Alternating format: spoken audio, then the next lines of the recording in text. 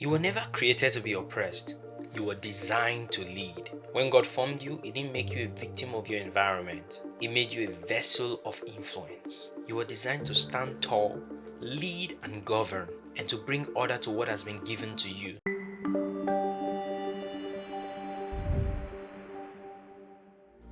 Every time you shrink back from leadership, you deny a piece of your DNA. You were made to dominate, not people, but purpose, potential, and the problems around you. When God made humanity, He didn't make slaves.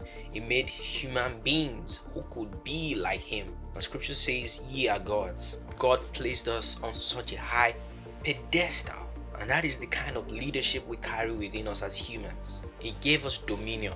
Dominion was our first mandate. It means that God never intended for you to just exist. You were created to govern creation under His authority. But over time, the understanding has been lost. Many people think dominion is domination, forcing control, asserting superiority, or manipulating others. That is not God's design. Domination oppresses, dominion empowers. Domination controls, dominion cultivates. Domination is about ego. Dominion is about stewardship. When you understand dominion as divine stewardship, you begin to see leadership not as an ambition, but as an assignment. So I'm going to break this into 3 different sections. The first one is the design of dominion. Leadership is not a human idea. It is a divine blueprint.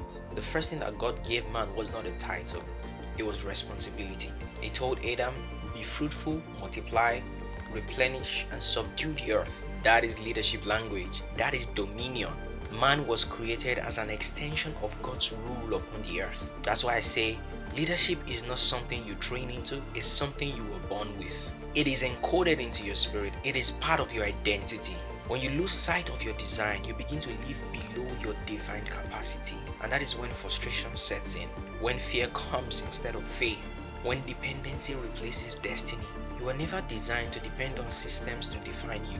You are designed to bring systems under your stewardship. When you see chaos around you, don't just complain about it. Ask yourself, what part of this am I called to bring order to? That's what it means to have dominion.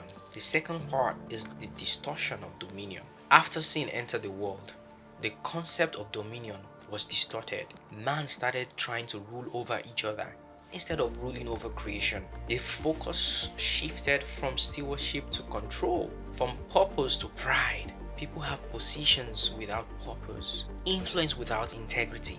You can't exert dominion on the earth if you're not first submitted to Him.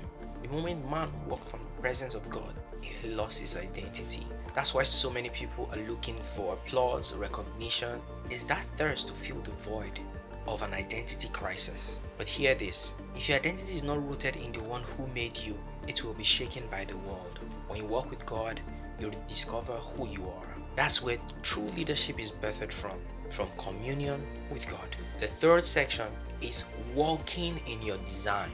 Dominion is expressed in responsibility, wisdom, and authority.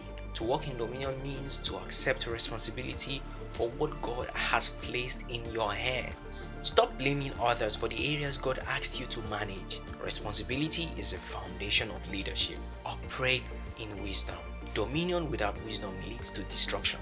God gave Solomon dominion through wisdom, because wisdom knows how to lead without crushing, and then exercise authority through love. Dominion without love becomes a dictatorship. When your authority flows through love, people and systems thrive under your leadership. When you begin to live this way, your words carry weight. Your presence brings peace, and your decision shapes destinies. God is expecting you to take dominion right where you are. Stop waiting for a position to prove that you are a leader.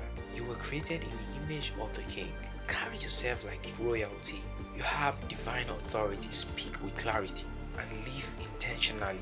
You were never created to be beneath. You were designed to lead from above. This week, ask God for the grace to lead with wisdom, to serve with love, and to steward with faithfulness.